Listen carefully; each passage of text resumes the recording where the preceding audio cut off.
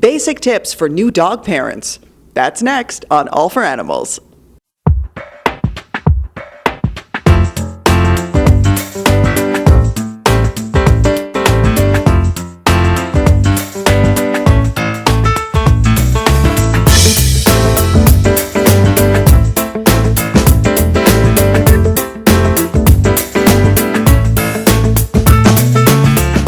Okay, so somebody has just gotten a new dog. Hopefully they've gone to a shelter, but either way, they need to introduce that pet into their new home. So let's talk basics: supplies, feeding, walking. Go. Well, I would the first best thing to do is to go really slow with your new dog. Don't immediately take it out in the world and go to the park and all those things. You want to really, really slow for the first 2 weeks. Start that bond between the two of you, get them to know one another, get them to rely on you so that they have a little bit of a relationship with you before going out into the world. It's pretty hectic. The first couple supplies that you'd need, obviously, is a leash and a collar, and a harness or some kind of head halter, something to walk them on. And really, really important is the ID tags. Always want to make sure that your pets have ID on them at all times. And so how often are we walking the dog? Initially, I would take them out very frequently, maybe depending on if it's a puppy, you're going out maybe every hour or so. After any changes in activity, from sleeping to eating to playing, make sure you're getting them outside for lots of potty breaks. For an adult dog, you can go a little bit longer. They can hold it a little bit better usually. But if they've never been house trained before, you really want to get them out for lots of opportunities to go outside. So let's talk about housebreaking. This is our little spokes dog. Tell us about our spokes dog here. Oh, this is Nicole. She's a 12-week-old Schnauzer. She's very, very cute, very sweet. And so how often she would have to go every hour or so. Now, what if that's not possible for a person? You're working, so you'd use wee-wee pads. How would you do it?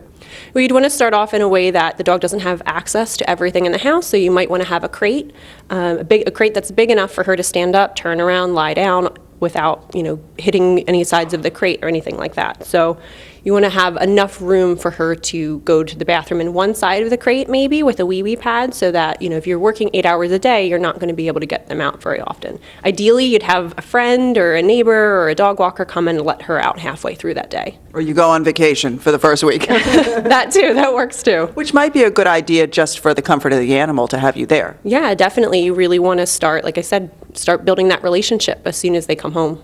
Let's talk about feeding. How often, for example, this little sweetie would need to be fed how often? So up until about 6 months, you're feeding 3 times a day. After 6 months, you want to do twice a day and split up those meals into 2 meals. Exercise. Exercise is extremely important for your dogs. Some dogs are a little bit more, on the quieter side. They're not going to need quite as much, but most dogs are going to need at least a half hour of cardio every day. So how do you know when enough is enough? What you want to look at is how much panting they're doing, if they're stopping to take breaks, if they're trying to stop, they're trying to communicate to you that maybe they're, had about enough. So, and you want to start them off slowly. So if you're a jogger and you take your dog jogging with you, don't go 5 miles the first day. Stop and start, see what their ability is to keep up with you. You really don't want to over-exercise them. Some dogs will keep going with you no matter what, and then they'll go home and they'll completely go like, oh, that's Right. a lot. Basic commands. What are those? So the very, very basic things that you would want to teach your dog is a sit and a down. For city dogs, a leave it is really important because there's lots of fun stuff that you can find on the street. Teaching them to walk nicely on a leash, that's really, really important, especially for dogs that have to be walked multiple times a day. And that means don't pull. Yeah, keeping a nice slack leash. You want it to look sort of like a J and have them, they don't have to be heeling next to you, but you want to keep it so that they're not so far ahead of you that they're pulling or that they're jumping on different people. You want them to be nice and, comfortable being close to your side. What about come? Like, for example, if you take your dog to either a dog park or let's say you live in the suburbs and you're going out to a park and the dog is off leash, you want to be able to retrieve the animal to come. Absolutely. That's the most important thing you'll ever teach your dog because it could be the thing that saves their life. Let's talk about some issues that might come up for a new dog in the house. Separation anxiety. It's hard for them to adjust, especially initially when they're in a new home. They're not really sure what their schedule is like. You might see them having some vocalizations when you're leaving, or they might have accidents now and then. You kind of have to expect a new dog in the home is going to have an accident now and then. You want to make sure that, you know, you're leaving them for short periods of time just to see how they do being left alone.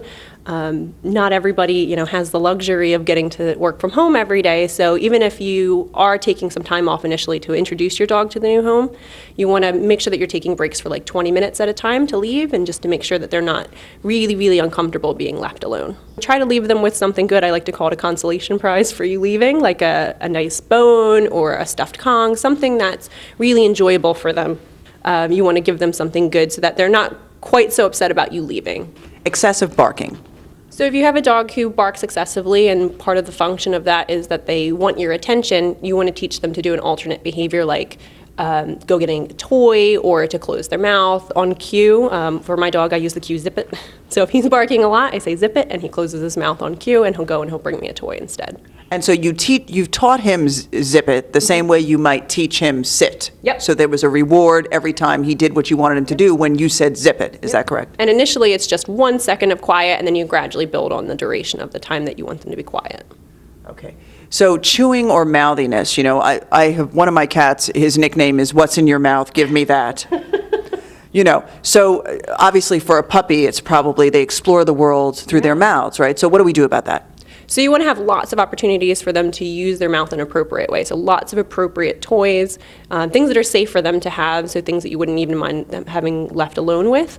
But when they're using their mouth inappropriately, especially if it's on you or maybe on your new couch or your new coffee table or something like that, you want to interrupt them somehow and then immediately redirect them to what you'd like them to do instead.